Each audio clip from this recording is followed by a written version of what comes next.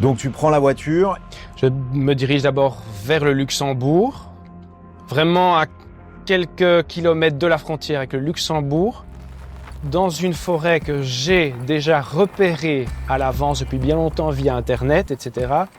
Là, je la découvre en vrai de nuit, on est au mois de février, et je vais le plus loin possible avec ma voiture dans cette forêt jusqu'à ce que ma voiture s'embourbe et que je comprends que je n'irai pas plus loin.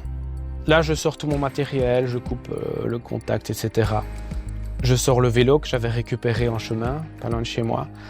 Et je passe à l'acte le plus radical, le plus violent que j'ai jamais fait de toute ma vie. Asperger tout l'habitacle de mon véhicule avec un jerrycan d'essence. Donc ça fait quand même je ne sais pas de combien de litres, au moins 5 litres, ça fait beaucoup. Et puis jeter un chiffon enflammé dedans. Pourquoi brûler ta voiture? C'était l'acte de rupture. L'acte qui, à la fois, m'empêcherait de revenir en arrière et me pousserait à prendre la fuite. Mais c'est un acte symbolique, effectivement, c'est quand même bien pensé, qui fait que tu vas pas revenir en arrière de si tôt, si facilement. Ouais. Là, tu te retrouves seul dans une forêt avec un vélo sur lequel il y a un cadenas et quand même tout un barda à transporter, si je comprends bien, sac à dos, vivre, tout ça.